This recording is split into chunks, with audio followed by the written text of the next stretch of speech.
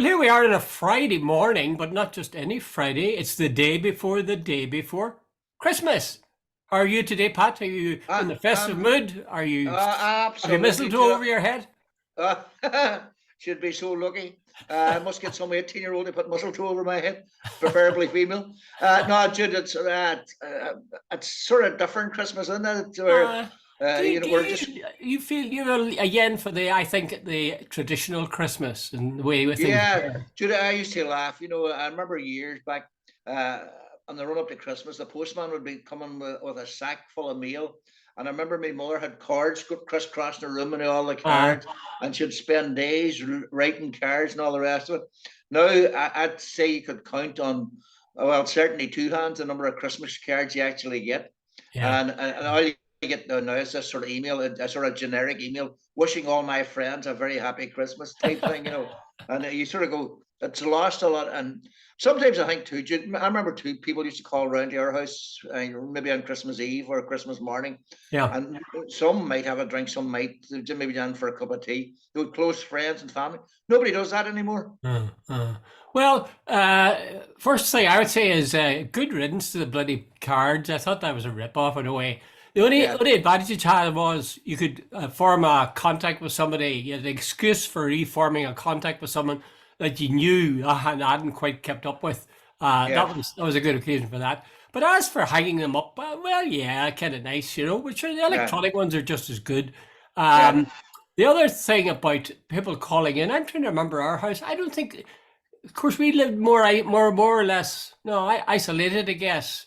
Yeah, And people would have had to walk at least a half a mile to get to yeah, our place or yeah, drive, I suppose.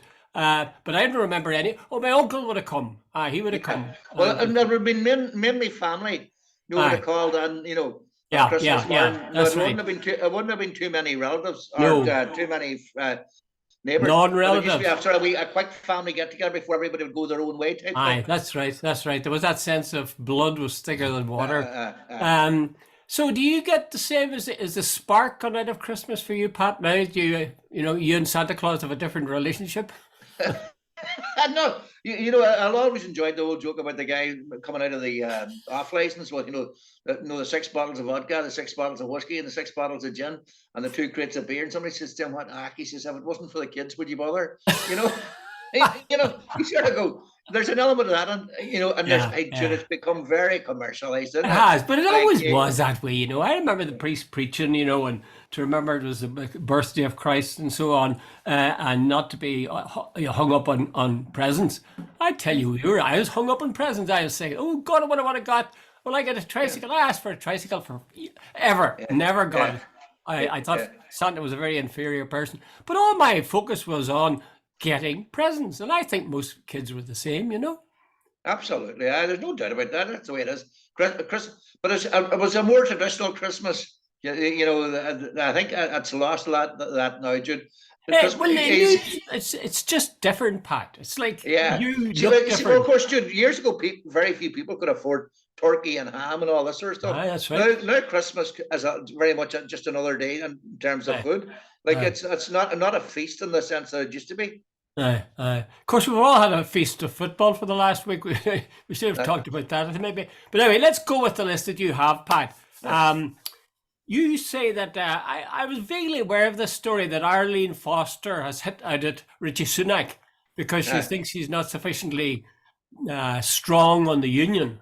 yeah. And she did this in GB News, where she's now one of these presenters. Is she a regular presenter on Yeah, GB see, I News? think she's a weekly person. No, I haven't seen it, Jude. I don't watch TV news, Yeah. but I was reading it the last day. No, I keep coming back to this thing, Jude. For the unionists, they would nearly eat grass. Hmm. In the sense, the unionists sort of the be all and the end all to them, Huh. but it's unreciprocated. Jude, I have met, and I'm repeating myself and I think where the unionists don't seem to get that it's unrequited love. Oh, for sure. Right. Here's the thing, Jude. Richie Sunak and the Tory party will probably try and get as good a deal as they can get for unionism in regard to the protocol. But if nothing happens and there's no return to Sturman, see in about 2 years' time, I am given an unequivocal guarantee that if and it looks likely it's enough Keir Starmer gets into 10 Downing Street, his biggest priority by a mile will be the reset button of relationships with the EU, because they need the EU big time. It is massive. What just about every economist of note is now saying that the protocol and the whole Brexit thing has been a bit of a disaster. Yeah, oh, a bit of a disaster. It's an unmitigated disaster. There was an article, I think, in The Guardian, and the guy listed all the various things that Brexit had done. And they're sort of smuggling away from it. They're, keeping wraps on it, not mentioning it. It's all to do with COVID. It's all to do with the Ukraine, but anything with Brexit. But listen, I saw Arlene, she weak in the head because, let's face it, Rishi Sunak is concerned about the welfare, not even of GB. He's concerned about the welfare of England. English nationalism rules in the Tory party. I'm convinced of that. And Arlene should look at the history of the Unionist Party with Tories in Westminster and get the message. If it suits them, they'll support the Union. If it doesn't suit them, and I don't think it does, I really think they've had a stomach full of this place, they won't support it, and that's all. Yeah, and I think Sunak's a pragmatist. He's going to do what's best for England, for the Tory party, and I'm not sure in what order he's going to comes first. But Jude, I have very little to, and I was sort of read it again. I'm going, like, how many slaps in the teeth does unionism have to get before sort of, where's the leader going to emerge and say, look, maybe we need to start having a good look at our options instead of this absolutely rigid, like a liquid on a mine or whatever it is, hanging on before it explodes in their face. Well, I just say this briefly now before we leave this topic, and that is, I'm in touch with a guy that I taught when he was a student teacher. He's in his early 70s now, and he lives in Wicklow. And the subject of a border poll came up in an email discussion with him. And he said he really was terrified with the notion of having a border poll. He didn't think it would happen, thankfully, for the next 2 decades, 3 decades, maybe 5 decades. And he says if there was any attempt to have a border poll and then a united Ireland, it would lead to civil war.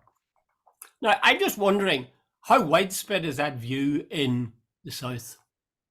Well, I think it's way off the mark in regard to the border poll. That's for starting point. There's always going to be this sort of threat of civil war, and that's the loyalist big power play. But I think, Jude, I met a Republican about a couple of years back. He's an older man now, but his attitude was, if they want to bring that about, bring it on. We're ready for it too. So, Jude, that's a two-way street, and I think loyalism better face up to that fact. But the third thing is, Jude, see if the loyalists, just remember that, see, the next time they will not have the British intelligence services, they won't have the PSNI, they won't have all those sort of things that they were given a free by ball the last time. In fact, if there's a border poll and there's an agreement and it results in a vote for United Ireland, the Brits will be out of here so fast, and I think they will be delighted to sort of help out, in any way they can to ensure a peaceful transition.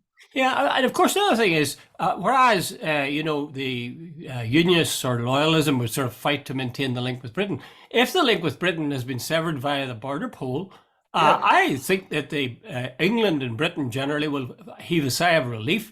And there's no way. Who do unionists think they're going to be fighting to be part of? Yeah. Remember, I'm going to go back to this again.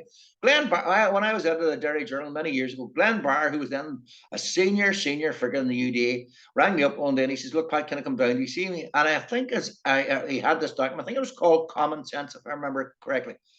And he said he had gone around various factions in the UDA promoting this thing, UDA, Unilateral Declaration of Independence for Northern Ireland. And I said, what's the benefit in that of to any nationalist who wants a United Ireland? He says, well, here's the thing. He says, Pat, it's like this. Once we break away from Britain, we can never go back. But the thing is, United Ireland cannot be ruled out. So they were willing, the loyalism was willing to discuss breaking the link with Britain because Glenn Barr realised they were only sort of shit on their shoes, that there was no real love for them. Yeah.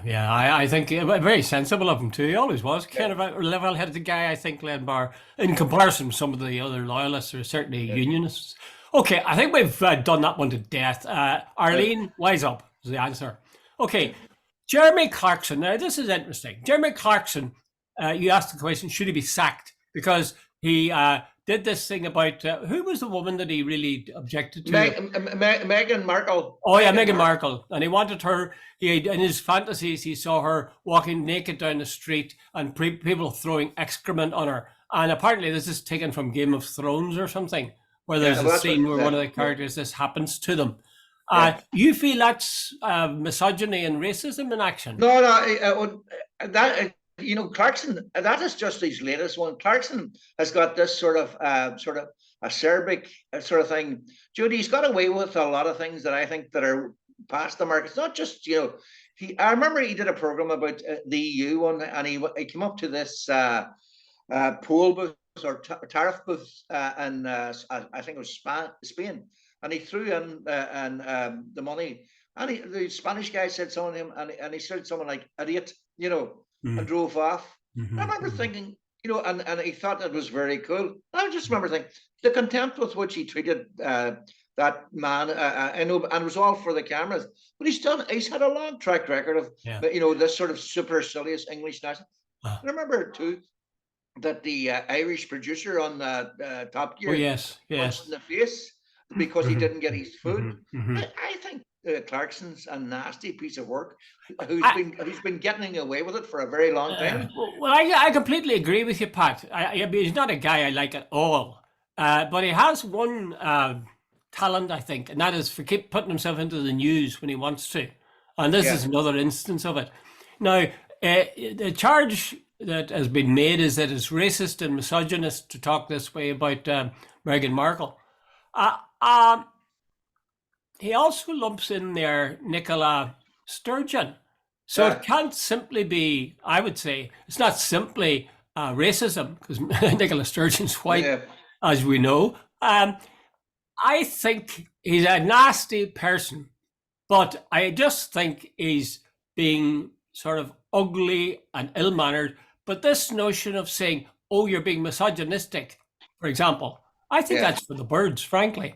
I'll tell you why. Because I was thinking, supposing somebody chose somebody like Jeremy Clarkson, for example, or any other prominent figure, and said, my dream is of seeing that man walk naked down the street and people throwing lumps of excrement at him.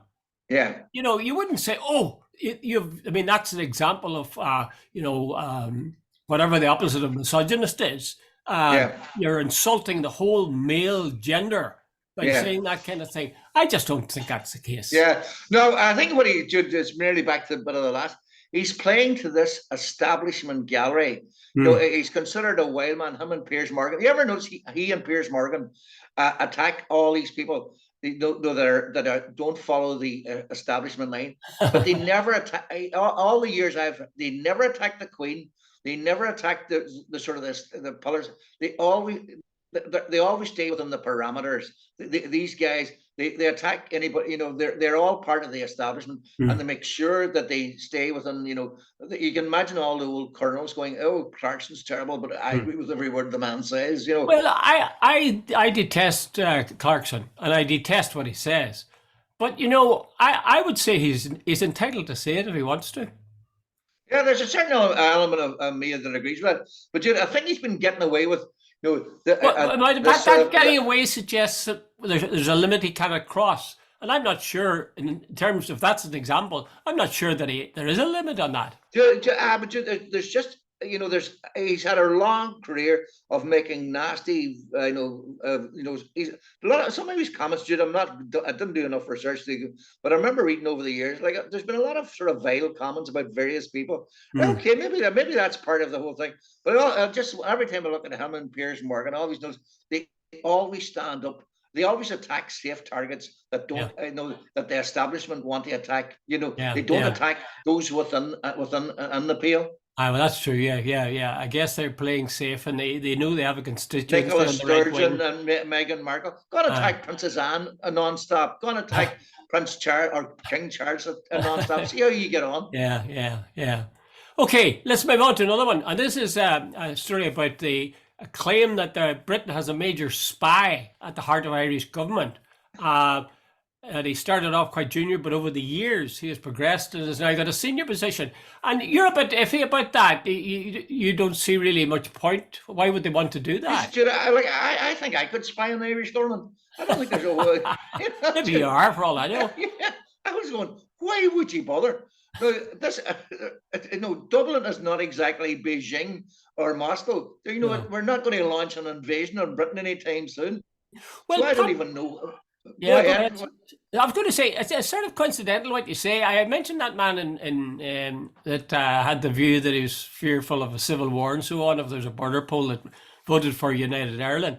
But the same man put me onto a book, and it's called An Enemy of the Crown, and I've ordered it. I think it's going to arrive today, and it's about Charlie Haughey over the years and the way that MI5 with Irish intelligence sources sought to smear him at every turn. The whole thing was to prevent him becoming Taoiseach, and then when he became Taoiseach, to, in some way bring him down. And you notice there was several heaves against Charlie. You probably missed that. There's a series on TV at the moment, last night and tonight. Forgot what it was called. Two Tribes, I think it is. Yeah. We're talking about Fine Gael. You haven't seen that, have you? No, I haven't seen it. No. It's very interesting, but they seem to assume that the idea of, and this book also does it, that keeping a spy at the heart of Irish government is sort of standard procedure. Yeah. So let's face it, we're the people of Ireland, or the south of Ireland even, are next door neighbours. So you always want to keep an eye on your next door neighbour and see they're not up to something that's going to damage you. I mean, all the and by the way, and I accept everything you've said. And Jude, I was working in RT in the 1980s, the year there was 1980 when there was 3 elections that year, or 18 months, whatever it was. Yeah. And I remember all the stuff. And I remember the famous writer. He was in Dublin. He wrote First Private Eye, and there was a lot of stuff that went into that. About Charlie Haughey. Remember they called him, he was a horizontal athlete and all this sort of stuff. About his private life. And so on. And it was all to smear him. But having said that, Jude, the point I'm making is, what Ireland's such a small country. Basically, what any, like even that video recently of Leo Varadkar in the nightclub, Jude, you don't need, I don't think you need a spy to know what's going on at the heart of Irish government. Well, that's true. Some things are easier to see than others. But at the same time, I think I'd be quite surprised if they didn't have the occasional spy, embedded somewhere in the Irish government, or certainly in the Irish state. For example, I think it was Elizabeth Bowen, who was a novelist. I don't know if you remember her. I'm almost certain it was her that during the Second World War, she went around quietly making notes on what people would be saying in pubs, and then sending this to London, to the Westminster, wherever MI5 was. So she was very low level or low grade spy, but they still thought it was a good idea, and they still had her there doing that. Yeah. So I would be amazed if there isn't somebody in the Irish government. Right, there's one point you made that I presume it's useful to know the gossip and then to smear people. But other than that, what would they gain, or what would be the point? Well, they would know, for example, you see, there's Britain now is at loggerheads with the EU. It would help them to know what are the weaknesses, what are the strengths of the Dublin government, so that they could use the strengths, or force them into a weakness, or combat these, or counterbalance these. I wouldn't underestimate the Brits in that respect. I think they're very big into spying, big and small. Yeah. I would think, like, every time the Irish government takes a new position, I think the media are informed. Some minister or TD has a meeting with the journalists and says, "Look, this is what we're doing." So, I take your point that it's all that there's possibly a lot to be gained by having an inside track. But I just think the Irish society at this stage is so open. What they're going to gain is very little. Well, yeah, I would imagine there's things in the Irish state, going on that you and I don't know we about, probably don't know. You're dead right. The one thing I agree with you totally about is the EU. Britain needs a friend at court, and Ireland that's would right. be that friend. Yeah. That's right. And if they have to bring the friend in at gunpoint, if necessary, they'll bring him. Let's negotiate. Yeah. Okay, so let's move on to Beth Mead. She was made. Funny, I said to my wife last night, the time was when I used to sit agog staring at the television set, so excited. Who was going to be the British sports person of the year? Oh, terrific. It's so. Oh, no, it's awful. I couldn't give a monkey's. But you do make a point with it. And that is that Beth Mead was made the sports personality of the year by the BBC. And she's a woman soccer player and was a player of the tournament together in was that the World Cup they were playing? Oh, the European Cup, yeah. It is a sign of the times, I suppose, that they really are much more prominent than they were. And some of their games are quite good. But I still find myself quite irritated by the number of women in commentating on or punditing on, men's soccer games. Is that very misogynistic of me? No, Jude, here's the point. And it's, you're never going to win this argument, but here's the reality. As far as I was concerned, I read quite recently that the under 15 players of a Dallas football team. Now, this is not the hotbed of soccer like Rio de Janeiro or Buenos Aires or even London. No, the American kids playing soccer, there's no tradition of it. But an under 15, most of the guys, in other words, were 14, played the American World Cup winning women's team, and they beat them 5-2. Right. And I sat down and said, right, Rachel Blackmore is a jockey and she's the best in the world by some distance. Right. If I'm playing darts against a woman, there's nothing to stop a woman beating me hands down every time. If we're playing pool, there's nothing to stop a woman beating me hands down, and so on. But I'm sort of saying there's something, this sort of thing, this PC world now that we're simply going through, that Beth Mead played in the for the one of the years. And by the way, that's wonderful for women's football. But I'm sort of asking, is this the gold standard now of sportsmanship, and so on? Now, sports personality of the year. Now, Jude, here's my final point. If I was a crap chef and you were a brilliant chef, should you get the same sort of award as me? Say you were female. Like, just because you're female, are you entitled the same as me? Even though I am brilliant and you're useless. Oh, but you see, Beth Mead isn't useless. She's a really good soccer player. But Jude, no. Jude, here's the point. If they were playing Argentina tomorrow morning, with Messi and all, what would be the score against the women's soccer team? Yeah, that's true. It's a difficult one, really, because if you think about Wimbledon, I mean, the some of the women players in Wimbledon over the years were brilliant. I mean, they were brilliant. I accept the fact that if they were playing a man, one of the champion tennis players, that they wouldn't win because they're stronger, men are stronger and so on. But the women playing against women were really, really good. Some of them. Yeah, but that's sort of making my argument. Remember in the 1970s, sometime about 1970. Bobby Riggs. He was 55 years old. We sort of chicken-chested, wee farmer, whatever it was. And he played a Billie Jean King. And it was considered a breakthrough moment and whatever for women's sport that she won against a 55-year-old man at a sport. Jude, if that was considered a breakthrough moment and it was a sort of a gotcha moment for women's sport, the fact that the reverse has to be true as well. If you cannot beat a man, where are you getting the same money? I think, Pat, it is tied in with the word personality, sports personality. She probably comes across as a very nice young woman. And in addition to that, if you think about it, cast your mind back to the Eurovision Song Contest. Who won? The Ukraine. Why? Were they fantastic singers? I'm sure they were. But everybody knew they were going to win that contest. But my point about it is, where's Seb Coe? Where's Daley Thompson? Where's Henry Cooper? Where is Lewis Hamilton?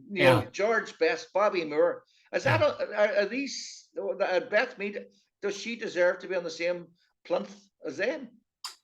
Well, maybe not, but at the moment they're not in the competition for sports personality in this year. Sort of PC world where we're now sort of going down a road because everybody says we should go down. By the way, I'm sort of saying Beth Mead and the women's team. By the way, I've watched the football; it's improved immensely. But I'm sort of saying we're not comparing apples with apples, and there's almost a default when you make one argument you're wrong, and when you make the other argument you're right. Yet it can be used against you.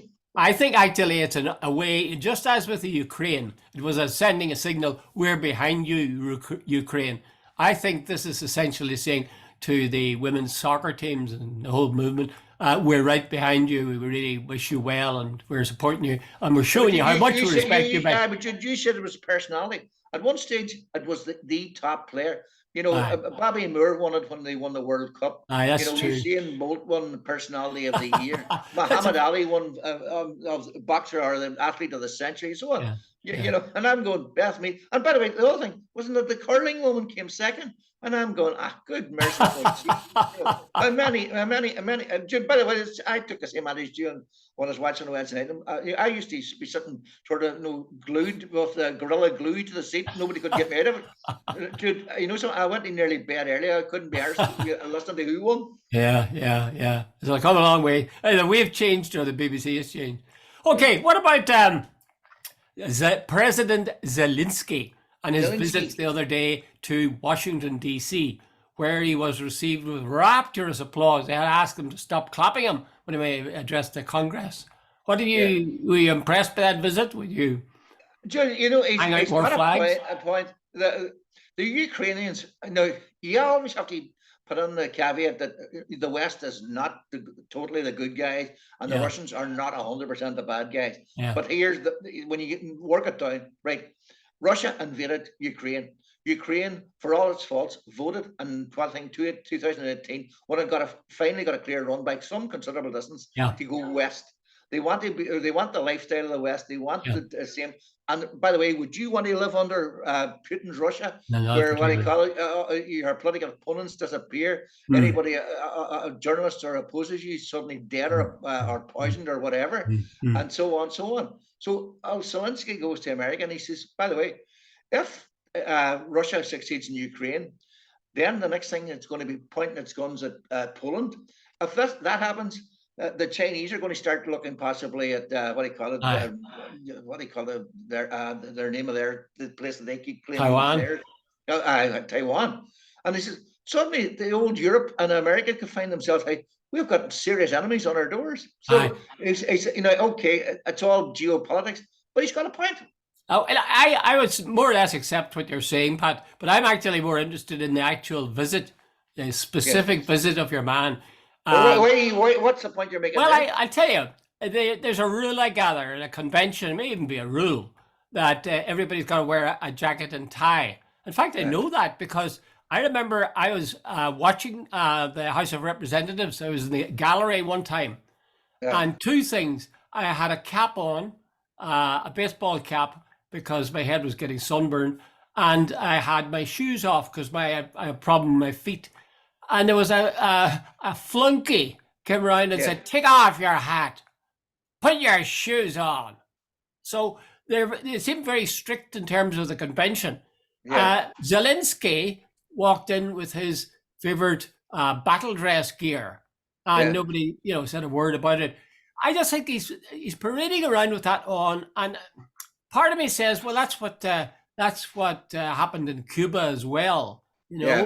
Castro always wore battle fatigues, but at the same time, I just thought, was that guy ever in the army? Actually, I don't. Well, I think they already do. Over the top, and they ought to do national service, but I don't know. But over the top, I thought, and I thought about it. I thought of David Cameron. David Cameron, when he, it was an occasion where he wanted to appear terribly busy, he would peel off the jacket and roll up the sleeves. Yeah. I thought of that notion of a cultivated image. But hold on, I'm a warrior for Ukraine, no matter where I am.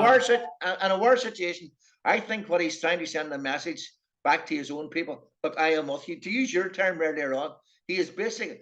I've got the battle fatigues on. The day I wear a suit, the war's over. We have won.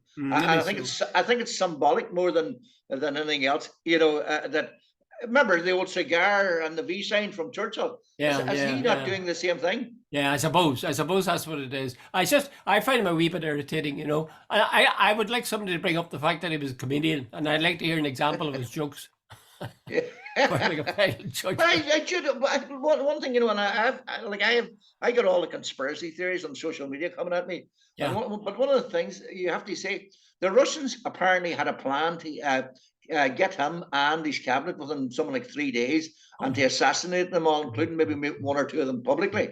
Like he knew of that and so on. He didn't run away. And Jude, would you fancy being in his shoes some night where he's living? It could be the target of a Russian, and every night he goes on TV and tells his people. So I admire him. I don't agree with him totally, but I admire him. I take a point. And also there's an almost exact parallel with Castro, whom I mentioned earlier. For decades, they tried to have exploding cigars and God knows what. They tried again, Bay of Pigs, everything to bring down Castro. So it's not as if it was a nasty commie thing solely. It's what big powers do. They're absolutely ruthless. Yeah. Okay, let's go on to something that just caught my eye in terms of giving gifts to people. And that was this idea that when you give a music speaker, or you give lights, or you give a doorbell, or you give a TV, or even a toothbrush, they say that can feed back information to the makers or to some big corporation. In other words, there's damn all about you, Pat, that the online giants don't know by now. Yeah. How do you feel about that? Or do you see that as being true? And if you do, how do you feel about it? I'd say it's been true, about it being true, but I sort of resigned myself to the fact. Now, I would much prefer they didn't, but I resigned myself to the fact that this is modern living. Jude, if you buy anything that's with the word smart, and like we've got an Alexa and so on, and you just say, Alexa, play music, and it plays music. What time is it, Alexa? And it tells you. Jude, my friend of mine tells me it's listening all the time and it's picking up stuff.